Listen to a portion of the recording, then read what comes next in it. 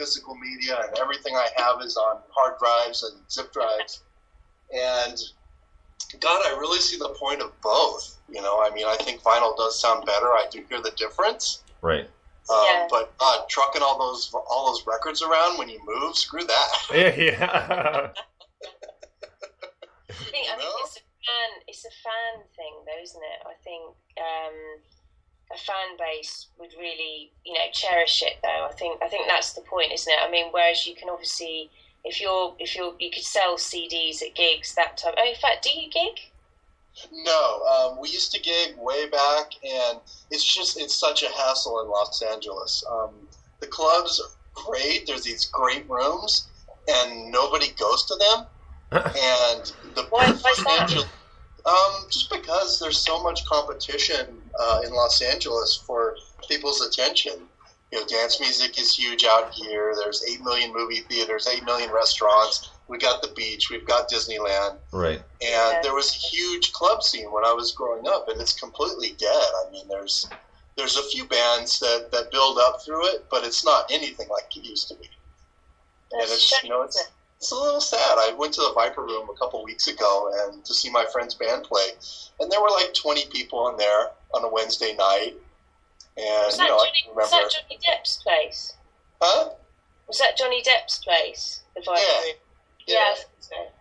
Yeah, it's a great club. I mean, we have all these great rooms, the Whiskey and the Troubadour, and I got to play them back in the day, and we packed them out. We sold them out a few times, and there was a much bigger crowd for live music at the time. So it's just like putting CDs out. You really question the value of it. I mean, I love gigs. I love going to see bands play. Don't get me wrong, but it's a struggle in Los Angeles. I'd love to be in a nice little college town where there's an actual club that people go to. Right. And you know what? I've heard that about LA from several LA bands. Like they love playing, but and they do play a lot, but yeah, it's a constant fight. To get noticed, or just hopefully new people will come out as opposed to. They love having their fans come out to every show, but they want to see new people too. And they say it doesn't always happen as much as they like it to, just because of the scene. Yeah, and you have to take kind of a financial rough deal just to even get in there. You have to pre-sell your tickets, so you got to take a financial hit if you don't get people to come out to your shows. I was gonna.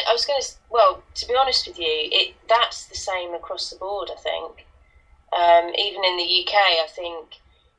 For bands, it is difficult to get people out and coming to see you live. It is. I think rock music has really kind of changed. It's not like it was when I was growing up, and there's definitely an audience out there, and it's really super fragmented, and they're hard to reach. But when you do reach them and you get some traction, it's really easy to do your own thing and just have your own record label, put your stuff out on your own. There's amazing tools to do that now. So it's kind of like half good, half bad, Well, and that's right, and even with some like the smaller labels, they may not do tons of shows, but they're still out there, and some that people don't even know about. And one of my favorites is Mike Patton's label, Ipecac, because he's got countless bands they never heard of. I've seen a few of them live. I mean, I've seen Mr. Bungle live, like way back when. I've seen Tomahawk live and Fantomas. I love his side projects and like just stuff like that. And a lot of people don't even know that label even exists, but they still manage to do stuff, right? So it's all about kind of pressing and doing what you want to do, and if people pick it up, great, but if it doesn't get quite what you want right away, no worries, because there's still plenty of time to work at it. Right. Like look at Radiohead, they don't even have a record label anymore. Well, that's right. Probably not hurting for money. Oh no, not even close. Because I think was it In Rainbows? Was that the first one they did without the record label? I think. Yeah. Right. So they're digital release. Yeah. Right, and they had Name Your Price too, right? So I mean, whoever thought that would have happened? But Tom York and the guys said, "Yeah, we're gonna do it." So screw you, record labels. I gave him $10. I was a sucker. Oh man, I did too. Don't get me wrong, I did too. I bought I paid for the album as well. So. I want to support them. I love the idea of supporting a band. I don't steal music. If there's somebody I like, I go out and buy their record. I want them to get, their quarter or whatever they're going to get from my $14.99. Right. So it's important to me. It's that stuff adds up. No, that's a good way to go, and it's nice to hear actually. So we So Yeah, I mean, I hate that piracy has really just become accepted. That we can just steal music and there's not any problem with it. It's yeah. Well, kind of a shitty attitude. Pardon my French. no, Can we curse on the Can we curse on the internet? is this thing live? Can you edit that yet? Go ahead, V. Mike, who produces your music? Because it always fascinates me who's behind the scenes and part of the production team. So who produces your stuff? Pretty much Kevin. Oh, okay. Well, that was Yeah, simple. he runs the recorder, and we'll do a rough mix, and we'll toss notes around for a week or two, and then we'll do another mix. We usually do 2-3 mixes of something, and then we call it done at that point. Right on. So we're gonna get. We really need to expand more in terms of mastering, because I know we could master our stuff to make it sound even better. Right. And it's kind of a mystery to us how it works, and we haven't really figured it out yet. So we're getting there. Oh, right on. It'll come. It's just one of those things. To me, it's a constant learning process, right? So. Yeah, I look back at how we started. We started on a 4-track Tascam cassette recorder. Oh And, man, I remember those. I still have those recordings, and they sound terrible. Yeah. And we sound terrible because we're not, we're just starting out. And there's a wonderful progression from there to now. And we take breaks sometimes. We'll take a break for a year or two and not play, and then come back, and we're always like amazed, like, wow, we didn't even really practice and we got better. So I don't know how that happens exactly, but it's a good thing. Well, nice. So next up, we're gonna get to another song off this compilation. The band's called the Everglows, and this one's called "It's All Right for You and Me." Dig this.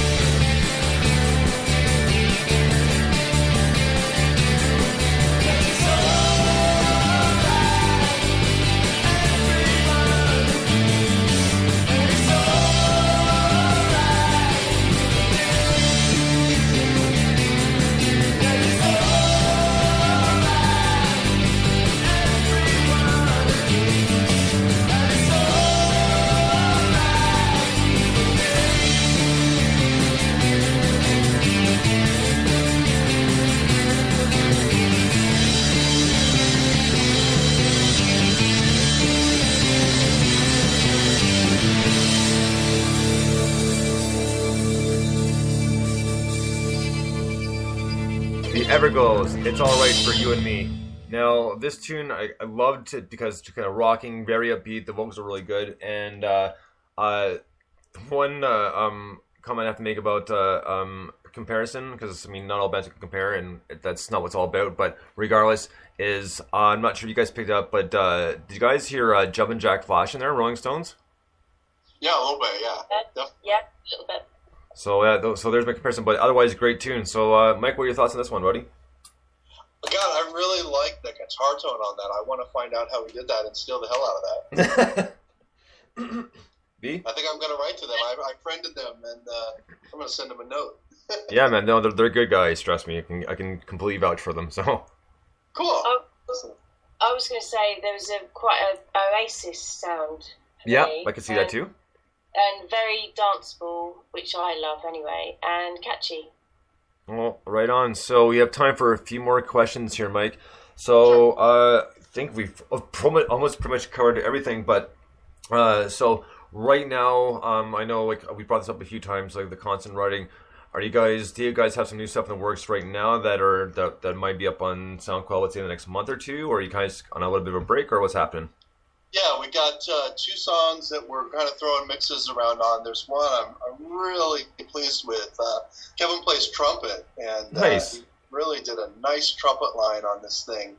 And it's one of the longer song for us. We're usually, if we're going 4 minutes, that's an amazing length for us. And this one is probably pushing 5.5, and it really shapeshifts between some different sounds. And we're really working in the mix to accentuate that even further. So it really kind of takes you on a journey, and really pleased with it so far. Now, time-wise, do you guys limit yourself to the 4 minutes, or is it just kind of how they turn out? It's just kind of how it turns out. We don't like to be really repetitive. If we hit on something, then we'll either play that until we're tired of it, right, or try and throw something else in there. I am a big fan of. I'll be playing these riffs, and I'll come up with them like a week or two before we record, and I'll be messing around with them, and then maybe something else will come up, and I'll start playing something else, and I'm always thinking, okay, can I take this and put it with that? And suddenly we've got a 4-minute song with different parts, as opposed to a 2-minute song, right. Which 2-minute songs are great too. But yeah, so that's kind of how we tend to write. We don't really try and write like, this magnum opus that has 18 movements. It just is something that goes to different places. It just kind of generically, or not generically, but kind of what's the word I'm looking for here? It just kind of happens. Right. Yeah. Right on. B, a few more questions? Yeah, I was going to ask, who do you think we should be listening to at the moment? Ooh, that's a good question.